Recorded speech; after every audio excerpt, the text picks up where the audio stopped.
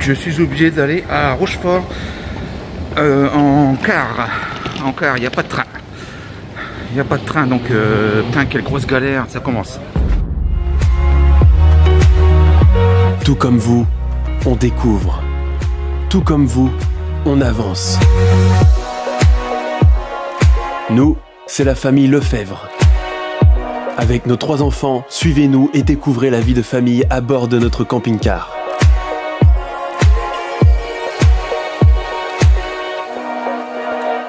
Prêt pour l'aventure?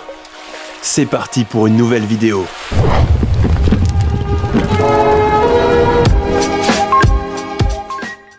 Salut les terriens. Bon, ça y est.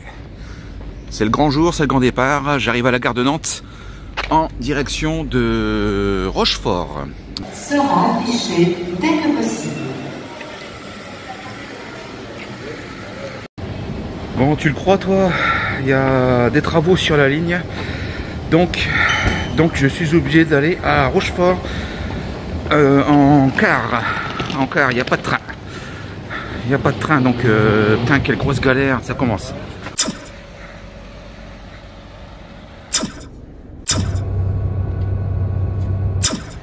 Donc là maintenant je me trouve à La Rochelle. Alors petit coup de gueule quand même, hein, rapidement pendant que je fais le trajet. Le camping-car que je dois récupérer se trouve sur l'île d'Oléron. Donc bien sûr il n'y a pas de train bien sûr jusqu'à l'île d'Oléron. Donc hier soir à 17 h je réserve un billet de train sur le site de la SNCF jusqu'à Rochefort, Nantes-Rochefort, en première classe si possible, hein, pour avoir un minimum de confort et surtout pour pouvoir me brancher, me connecter. Donc j'apprends finalement qu'il n'y a pas de train, que les lignes sont en travaux. Donc ce matin je me suis levé quand même à 5 h 45 pour prendre le train. Et tu vas quand même pas me dire que lorsque j'ai fait la réservation hier soir à 17 h ils ne savaient pas, hein, qu'il n'y avait pas de train. Mais ça ne les empêche pas quand même de faire les réservations, hein, ça là-dessus il n'y a aucun souci.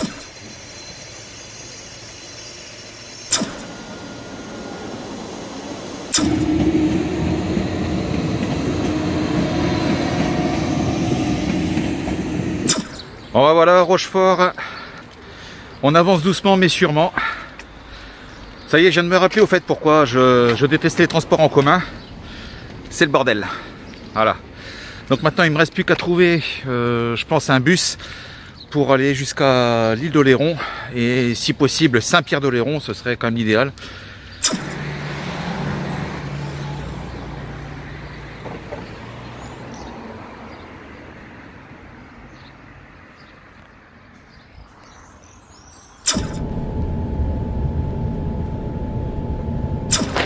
Île d'Oléron, terminus.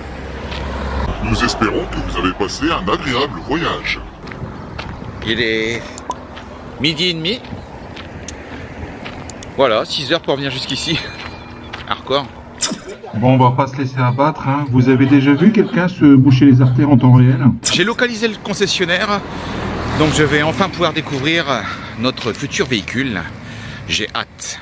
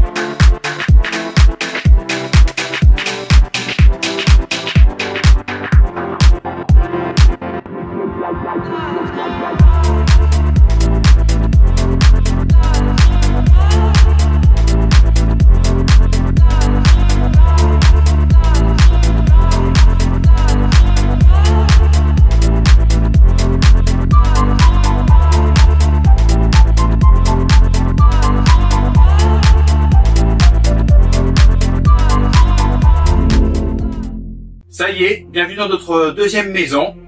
Donc c'est un camping-car Roller Team Kronos, série 274 MH.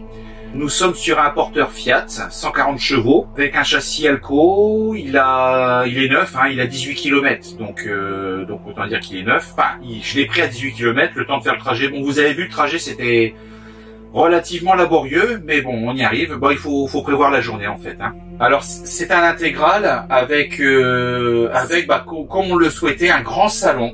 Ceci est un Simplex carte grise pour emmener tous nos nombreux enfants et les copains des enfants. Bon, c'est un Simplex carte grise. On voulait de l'espace et là, franchement, là, on a de l'espace. Ça, c'est bien. La table, elle bouge dans tous les sens. Hein, on peut l'ouvrir complètement. Donc ça, c'est cool. Le retour, très bien aussi. Pas de souci particulier. J'ai été très surpris et très agréablement surpris par le silence à l'intérieur du véhicule. Donc il y a une protection supplémentaire au niveau de la cellule avec une protection thermique en fait qui permet donc de conserver, je dirais, la fraîcheur l'été et la chaleur l'hiver. Et donc il y a aussi ce qu'ils appellent donc un toit anti-grêle, donc anti-bruit également. Bon, on passe à la visite. Bon, eh ben moi je vais vous présenter l'intérieur du camping-car. Donc bon, déjà quand Rommel est arrivé, j'ai été vraiment surprise parce qu'on l'a acheté en ligne. Hein. On l'avait pas vu avant. Donc j'ai été très surprise déjà de la largeur de la cellule. Je trouve qu'on est vraiment plus large qu'avant. Et puis c'est vrai qu'avant on n'avait pas un intégral. Donc pour nous c'est un peu nouveau là, ce pare-brise immense, les vitres partout immenses. Au niveau siège, c'est vraiment très confortable. On a eu la bonne idée de choisir des couleurs très claires. Je pense que ça sera sûrement salissant, mais j'espère qu'un petit coup d'éponge ça partira plus facilement qu'avec nos anciens sièges en tissu gris clair, où là c'était quand même assez laborieux à nettoyer. Ensuite, concernant l'espace salon, il est immense. Je sais pas à combien on pourrait manger ici, mais je pense 1, 2, 3 sans problème, 4, 5, 6, 7, je suis sur 8 personnes sans aucun problème. C'est pas mal là, ce petit système, hop, ça s'ouvre tout seul. Et surtout, on avait vu des vidéos où on pensait nous-mêmes faire des doubles étagères pour gagner en hauteur et très bonne surprise, c'est prévu en fait. Donc on va pouvoir stocker vraiment sur les 2 étages. À chaque fois, hop, impeccable. Donc vraiment, il y a de quoi ranger les vêtements, quoi. Tout pareil ici, tout pareil ici. Concernant la partie cuisine, elle est fonctionnelle. Ben voilà, c'est très pratique. Quand on cuisine, les vapeurs peuvent sortir directement. Ils ont mis cette protection pour éviter que ça saute directement dans les rideaux. Sinon après bon, ça reste assez classique. On est sur du 3 feux, même si on s'en sert jamais. Voilà. Là par contre, bonne surprise parce que clairement on lave largement une poêle. C'est assez grand en fait. Sinon c'est vraiment très joli, très chouette. En termes de tiroirs, on est assez bien équipé. Voilà, avec tous les blocages portes. C'est assez profond. Bon, on va pouvoir en mettre des petites choses. Ah oui, chose sympa aussi. Hop, hop. De quoi mettre les huiles, les épices. Ça c'est une bonne chose. Là je pense que clairement on va mettre une sorte de rail où on pourra sortir la poubelle comme ça. Rommel va me bricoler un truc. Et puis là ça va être des rangements, hein, rangements sur mon conserve, tout ce qui est lourd on mettra ça au niveau du sol.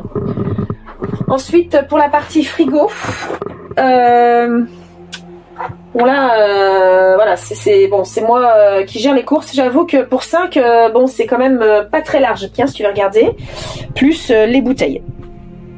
Voilà. Ah, petit fraiseur. Bon là clairement, hop, pour mettre les glaces des enfants. Ici on a un grand dressing, mais nous je pense qu'on va retirer cette barre et là Rommel prévoit de mettre micro-ondes, puis sûrement une autre étagère où là on va faire du stockage, hein, on a tellement de choses à ranger. Ah, la lumière c'est sympa, je vous ai pas montré, mais en fait vraiment tout est tactile, c'est agréable. C'est pareil, tout ce qui est lumière, c'est vraiment, je trouve ça très moderne en fait. Hein. C'est pareil, on a des bandes de lumière au niveau de la cuisine. Ici aussi, là. C'est vraiment chouette. Hein. Salle de bain. Nous, dans le chausson, on avait les toilettes dans l'espace douche, mais ça fermait avec une porte de ce type-là. Merde, je peux pas. Ça fermait avec une porte qui se déroule. C'était vraiment pas pratique. Résultat, nous ne fermions jamais la porte. Là, petite salle de bain, mais très pratique. Alors la lumière, hop, voilà. L'espace douche est ici. Comme on le disait dans la dernière vidéo, enfin nous la douche c'est vraiment pas un critère, mais au cas où, voilà, elle se déplie, c'est robuste. Hein. Sincèrement, je suis pas inquiète sur la qualité, franchement. Pareil pour le pommeau, vous voyez, ça se défait bien. Je pense que ça va être un jeu pour les enfants, ça encore. Concernant les rangements de la salle de bain, on retrouve un petit placard. Par contre, ça va pas être suffisant pour ranger les petites choses de toute la famille. Donc, on va installer, je pense, des filets sur le mur là. Et très certainement, des filets sur la porte. On va optimiser les murs. Petite vitre opaque, très bien. Ensuite, très important, l'espace nuit. Alors, on se retrouve donc avec 2 lits superposés. Clairement, c'est, je sais pas la taille du matelas, mais je pense qu'on est sur du 120 en fait. C'était un peu la surprise. On avait ce type de configuration dans l'ancien et les enfants grandissent et chacun veut son espace. Donc il est prévu quelques travaux, ça fera l'objet d'une autre vidéo pour Romuald. Dans l'idée, c'est de créer 3 lits superposés. Alors on sait pas trop, est-ce qu'on va monter celui-là et en créer un au milieu? Est-ce qu'on va descendre celui-là et en créer un au milieu tout simplement directement? Ça, c'est Romuald qui verra. En tout cas, il y a pas mal de rangements en haut. Donc ça, c'est pratique. Les matelas sont très confortables. L'espace nuit adulte, voilà. Je vais replier un peu encore, voilà. Donc j'ai défait la sécurité et j'ai tout simplement attiré. Ok, c'est bon. Ça descend tout seul, c'est impeccable. Très confortable. Bon, il y a une petite échelle pour grimper. Bon, après, voilà, nous, je pense qu'on va rajouter un surmatelas. Oh, je me demande si c'est pas du 160. 140. On est sur un lit 140. Dans notre ancien camping-car, le lit était au plafond et on descendait au-dessus de l'espace salon. On trouvait ça génial d'avoir le camping-car la journée en entier, sans couchage en fait. Sauf qu'en fait, on s'est vite rendu compte que moi qui aime bien dormir le matin, les enfants étaient levés assez tôt, ils voulaient prendre le petit déjeuner dans le salon et moi, j'étais en plein milieu du salon. Donc, en gros, tout le monde se levait en même temps. Romain voulait prendre son café, il pouvait plus sortir à l'extérieur. Pour le remettre, c'est aussi facile. Tout simplement. J'adore. Alors que je te montre aussi, ami terrien, ça c'est le tableau de bord en fait, hein, le tableau de bord de la cellule. Ça va permettre quoi? Ça va permettre de contrôler l'éclairage extérieur, d'allumer la pompe à eau, de contrôler la température qu'il y a également donc à l'intérieur de la cellule. Ici donc on va retrouver donc le niveau d'eau potable, le niveau également d'eau grise. Donc là, bien sûr, le réservoir est vide. Le voltage au niveau de la cellule et également le pourcentage qui reste sur la batterie. Donc là, on est à 29%. On l'a pas branché le camping-car, hein, donc on est sur batterie depuis le début. Donc voilà, et également donc la batterie du porteur et le pourcentage du porteur. Donc là, 96%.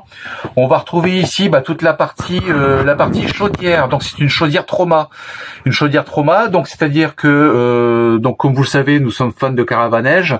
Donc l'hiver, on va pouvoir régler la température du véhicule à l'intérieur de la cellule. Donc ça c'est top. Et à côté, vous avez donc l'eau chaude, bien sûr, puisque l'eau chaude s'active manuellement. Donc là, c'est pareil. Je me mets en mode éco, en mode hot ou en mode boost. C'est-à-dire que là, on a de l'eau bouillante pratiquement en même pas 10 minutes.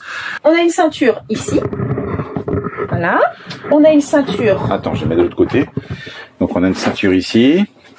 On a une ceinture ici. Voilà, il y a une ceinture ici. Et il y a 2 ceintures ici. Il y a 2 ceintures ici. Voilà. Voilà. Donc c'est vraiment impeccable. La télé est bien mise. Ils pourront regarder la télé lorsqu'on roule. Moi aussi. Voilà, bon, je vous parlerai de la partie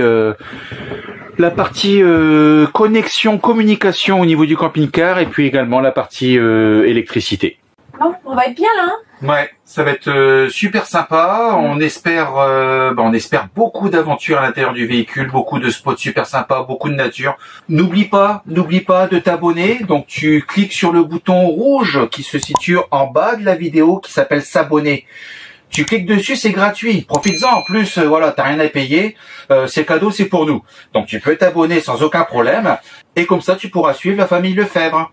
À bientôt. Ciao, ciao!